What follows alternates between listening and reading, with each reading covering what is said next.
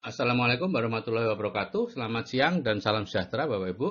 Masih banyak pertanyaan sampai hari ini tentang MLM, MLR, dan money game gitu ya. Sehingga akhir tahun ini saya akan menyampaikan topik MLM ini.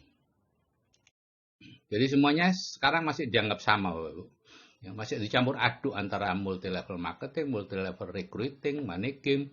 Ini semua bisnis yang berbentuk jaringan disebut MLM dan dipandang negatif. Ya.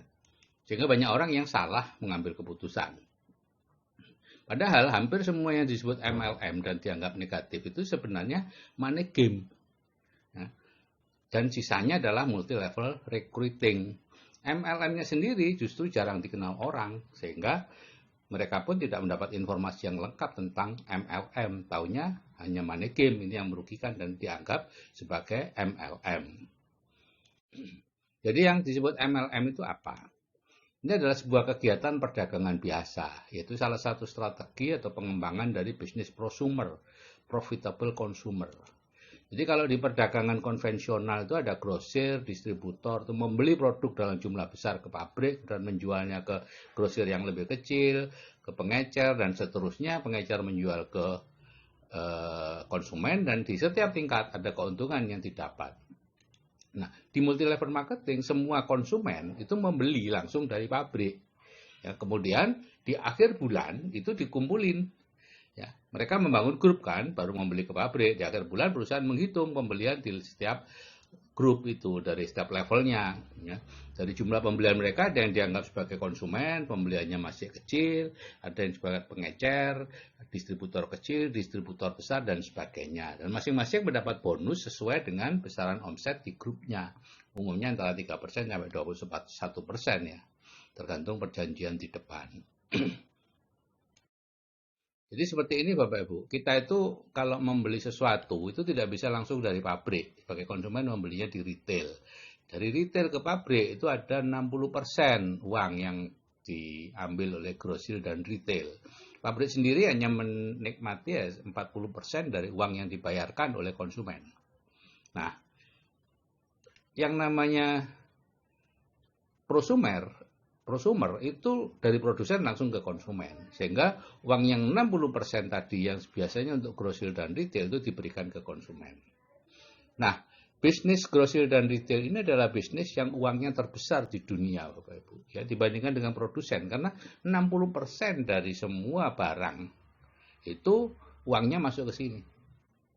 Ya. Ada 3 macam ya yang bergerak di sini, main di grosir dan retail, yaitu yang konvensional itu semuanya Anda ya, membangun toko, mengisi toko, mengelola toko, mencari konsumen itu Anda, modalnya besar, keuntungan Anda kurang lebih 5-10%, dan itu aktif income kan Anda mengelola sendiri. Kemudian ada yang disebut waralaba, franchise ya, minimarket itu Anda yang bangun tokonya, Anda yang mengisi tokonya, sedangkan yang mengelola toko dan mencari konsumen itu adalah mitra. Modalnya besar, tapi Anda keuntungannya cuma 2,5-3% dari omset. Karena pemilik bisnis sebenarnya, yaitu yang mencari konsumen, itu mitra. Nah, kalau bisnis prosumer, yang membangun toko, yang mengisi toko, yang mengelola toko, itu mitra. Anda mencari konsumen. Dan modalnya tentu kecil, karena hanya untuk mencari konsumen. Tapi keuntungan dari bisnis ini besar, karena bisnis ini sebenarnya milik Anda, karena Andalah pemegang konsumennya. Ya, jadi 10% dari omset itu untuk Anda. Penghasilannya pasif. Jadi bisnis prosumer itu Bapak Ibu itu pencetak 20% miliarder di Amerika loh, yaitu Forbes tahun 2010. Dan sekarang lebih besar lagi. Kenapa? Karena perkembangan bisnis prosumer jauh lebih besar dibandingkan perkembangan bisnis konvensional. Jadi ada 3 strategi atau pengembangannya. Yang pertama adalah direct selling. Ya, kita beli ke pabrik, menjualnya, diumpamakan sendirian menjual 1000 produk. Hasilnya 1000. Ya. Dan yang kedua adalah multi level marketing. Ya, kita mengajak beberapa orang membeli ke pabrik dan menjualnya ke konsumen.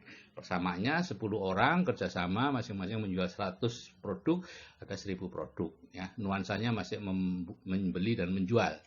Ya, sehingga perlu ada tutup poin karena biasanya produknya tidak banyak ya, harus ada pembelian terus menerus atau penjualan terus menerus, sehingga ada tutup poin, ada stokis. Nah, yang ketiga adalah pengembangan yang terakhir, networking ya, kita mengajak banyak orang masing-masing memakai satu produk atau produknya ya. Biasanya produknya banyak di sini Karena orang membeli hanya untuk memakai gitu ya. Nah, persamaannya 1000 kali 1. Ya, lebih sulit untuk bangunnya tapi lebih stabil hasilnya. Nah, 3 ini, 1, 2, 3 ini menjadi satu sebetulnya, bergabung. Ya. Satu orang melakukan ya direct selling, ya multi level marketing, ya networking gitu ya. Satu perusahaan juga biasanya ya ketiga ini ada semua di situ. Dan kalau multi level recruiting itu apa? Itu sebuah perusahaan investasi, tabungan atau asuransi atau macam-macam lah. Itu membentuk jaringan nasabah untuk memasarkan jasanya tadi. Ya, dahulu masih sederhana disebut member get member, tapi kemudian semakin canggih distrukturisasi. Jadi anggota dibayar ya, anggota jaringan itu dibayar berdasarkan jumlah orang yang direkrut. Ya, pembayaran tidak dilakukan perusahaan tapi menggunakan sebagian uang yang disetorkan oleh calon anggota. Jadi uang dari calon anggota tadi dibagi ke atas ya, sesuai dengan posisi mereka di grup. Kalau money game apa? Money game bisa berbentuk jaringan, bisa juga sistem agen. Ya, kita menyerahkan sejumlah uang dan dijanjikan mendapatkan uang atau barang atau jasa yang jumlahnya jauh lebih besar dibanding yang disetorkan. Ya, bungkusnya macam-macam, bisa investasi, umroh, hadiah mobil, kendaraan dan lain-lain. Jadi sebenarnya uang atau barang atau jasa yang kita terima itu berasal dari orang yang mendaftar setelah kita.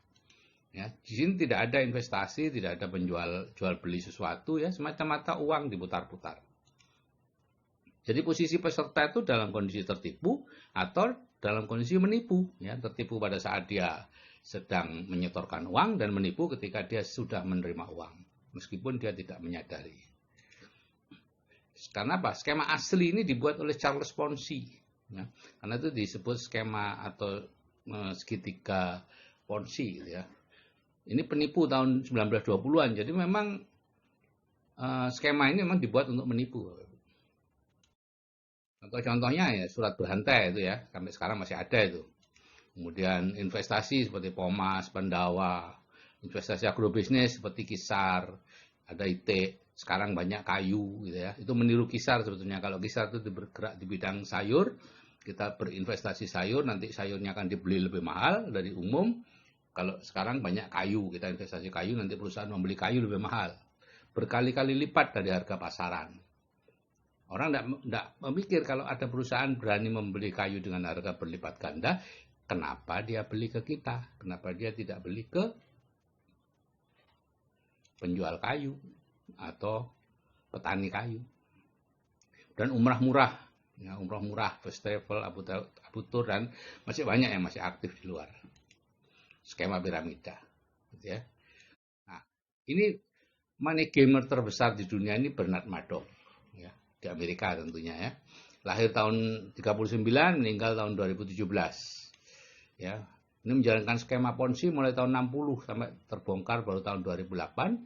Dia hanya memiliki 4.500 nasabah, yaitu orang-orang kaya, yayasan-yayasan sosial, badan amal, ya, seperti Steven Spielberg itu masuk nasabahnya. Dia menjanjikan imbal hasil atau nisbah yang besar. Ya, sebetulnya tidak ada kegiatan investasi apapun, imbal hasil itu diambilkan dari uang nasabah sendiri dan nasabah setelahnya. Jadi dia terus-menerus mencari investor. Nah, uang dari investor itu digunakan untuk membayari investor yang sebelumnya. Ya.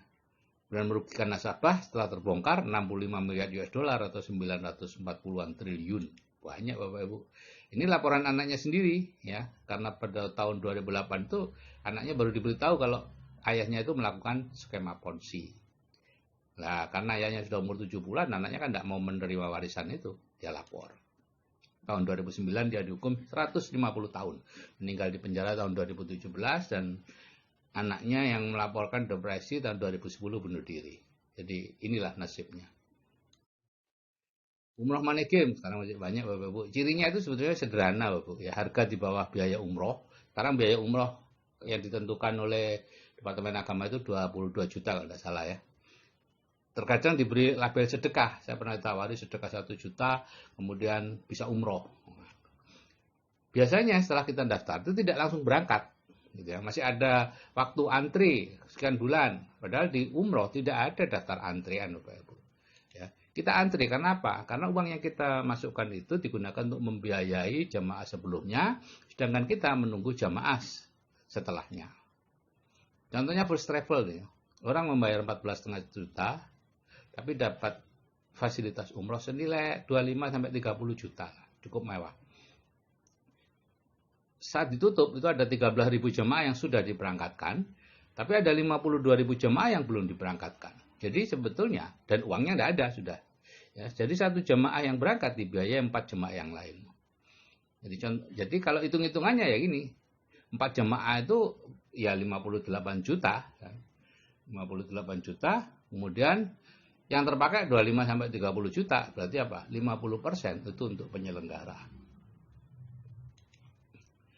Sekarang masih banyak yang beroperasi Bapak Ibu ya. Semakin lama akan semakin banyak korbannya. Misalnya First Travel ya, untuk memberangkatkan 52.000 jemaah, dia harus bisa menipu 4 kalinya ya, 208.000 jemaah.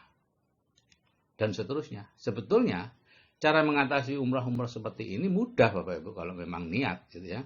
Ya, Biro Perjalanan Umrah dilarang menerima pendaftaran baru sampai calon jemaahnya diberangkatkan berapa persen, mungkin separuh berangkat atau 75% berangkat, baru boleh menerima pendaftaran baru. Maka bisa dipastikan umroh Money Game akan tutup karena mereka sebetulnya tidak punya uang cash untuk memberangkatkan yang sudah terdaftar di tempatnya itu. Dia menunggu pendaftaran baru dari para jemaah. Kemudian konsep sistem piramida ini biaya pendaftaran anggota berikut paket produk sangat mahal. Ini seperti MLM gitu ya, harga jualnya tinggi, biasanya produk-produk ajaib, hasil penemuan baru, pengobatan eksotis dan sebagainya. Ya, sistem dilakukan menyerupai MLM, kadang 2 kaki, 3 kaki, 4 kaki gitu ya. Jadi ditentukan kakinya gitu ya, ada binary, 3 kaki dan lain-lain. Satu anggota boleh membeli lebih dari satu keanggotaan, disebut coupling-coupling. Semakin banyak akan semakin kemungkinan terima uangnya semakin besar. Imbalan diberikan berdasarkan tersusunnya satu jaringan berbentuk piramida.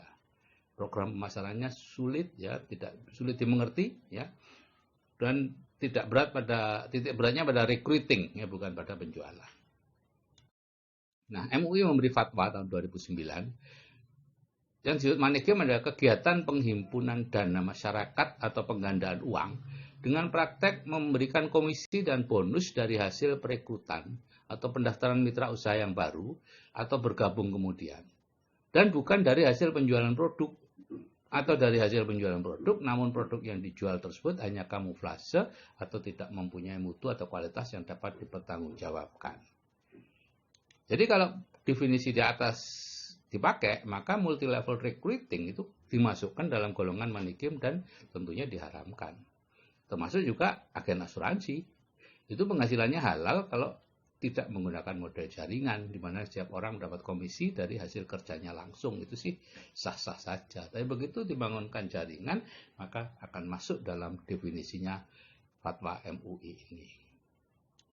Jadi Bapak Ibu, kita perlu memperhatikan dari mana asal uang yang Anda terima itu. Apakah uang itu berasal dari investasi, ya, Anda menyetorkan sesuatu, kemudian uang itu diinvestasikan dan Anda mendapatkan hasilnya, maka itu sah. Ya. Tinggal Anda berhadapan apakah investasi itu benar atau itu investasi bodong. Itu Anda sendiri yang risiko. Ya, ciri investasi bodong sebetulnya mudah. Kalau ada 3 kata, yaitu penghasilannya besar, hasilnya besar, cepat, dan aman, itu pasti tipu-tipu. Ya. Nah, kemudian yang kedua, apakah Anda mendapat uangnya dari jual beli produk di dalam jaringan itu? Kalau itu sah, ya. Prosumer bisa direct selling, multi level marketing atau networking, ya, tergantung model yang dipakai. Kalau pendapatan Anda dari setoran orang baru yang mendaftar, nah itu baru bermasalah, ya, multi level recruiting, money game.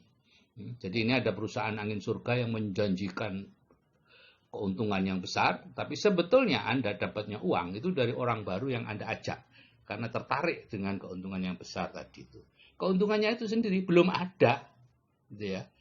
Seperti tadi investasi apa namanya itu, kayu dan lain-lain belum ada, masih 6-7 tahun yang akan datang, tapi Anda sudah dapat uangnya dari mengajak orang-orang berinvestasi. Tabungan juga begitu, tabungannya belum keluar, masih puluhan tahun itu keluar, ya, karena masih harus dimasukkan dalam sistem macam-macam lah ya, sehingga ada diperkirakan nanti dapat sekian. Itu masih lama, puluhan tahun. Yang dapat uang sekarang dari orang baru karena Anda ajak, karena mereka tertarik dengan perusahaan angin surga itu. Jadi hati-hati Bapak Ibu menerima uang, apakah itu haram atau halal, karena ini kita gunakan untuk membiayai kehidupan anak-anak dan keluarga kita. Oke, saya akhiri sekian. Wassalamualaikum warahmatullahi wabarakatuh. Salam sukses dari saya dan jangan salah memilih.